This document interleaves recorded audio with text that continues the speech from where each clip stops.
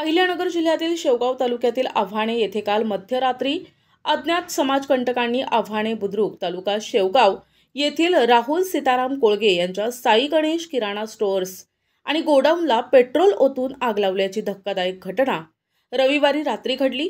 ही घटना रात्री सुमारे 2 वाजण्याच्या सुमारास घडली आणि पहाटे 5 वाजेच्या सुमारास नागरिकांच्या निदर्शनास आली।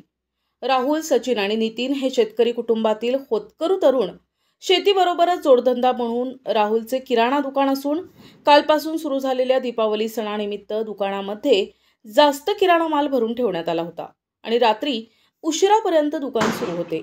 राहुल कोळगे हे रात्री 11 वाजता दुकान बंद करून घरी गेल्यावर पहाटेच्या सुमारास संकेत राऊत यांनी भाऊ सचिन कोळगे यांना दुकानाला आग लागल्याचं सांगितलं।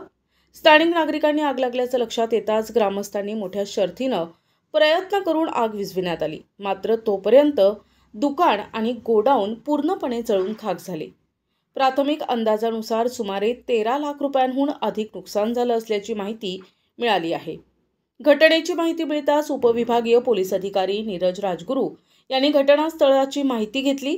त्यांनी सांगितले की आग लागल्यानं मोठ्या प्रमाणावर आर्थिक नुकसान झालं असून नुकसानीचे अचूक मूल्यांकन सुरू आहे। सुदैवानं या घटनेत कोणतीही जीवितहानी झालेली नाही। अज्ञात आरोपींचा शोध घेण्यासाठी डॉग स्क्वॉड आणि फॉरेन्सिक लॅबच्या पथकांना घटनास्थळी बोलविण्यात आले।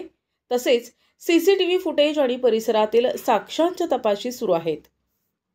दीपावली सणाच्या पार्श्वभूमीवर सर्वसामान्य शेतकरी कुटुंबातील होतकरू तरुण व्यावसायिकाचे किराणा दुकानाचे मोठ्या प्रमाणात नुकसान झाले असून दरम्यान या घटनेमुळे आव्हाणे परिसरात खळबळ उडाली असून अशा विघातक प्रवृत्तींच्या व्यक्तींचा तातडीनं तपास लावून त्यांच्यावर गुन्हे दाखल करण्याची मागणी ग्रामस्थांनी केली आहे। गाव बंद ठेवून ग्रामस्थांनी या घटनेचा निषेध केलाय। राहुल कोळगे यांच्या फिर्यादीवरून अज्ञात व्यक्तींविरुद्ध गुन्हा दाखल करण्यात आलाय।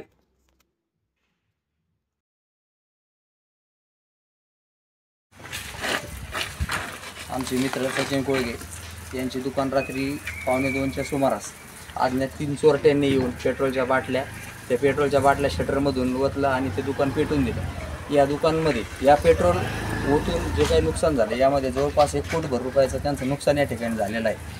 ही घटना अतिशय निंदनीय आणि अतिशय वेदनादायी आहे। मी या व्हिडिओच्या माध्यमातून पोलीस प्रशासनाला विनंती करतो की हे जे काही 3 नराधम आरोपी आहेत यांना तात्काळ प्रशासनाने अटक करावी व त्यांच्यावर कठोरातले कठोर शासन व्हावं अशी मी सर्व ग्रामस्थांच्या वतीने विनंती करतो।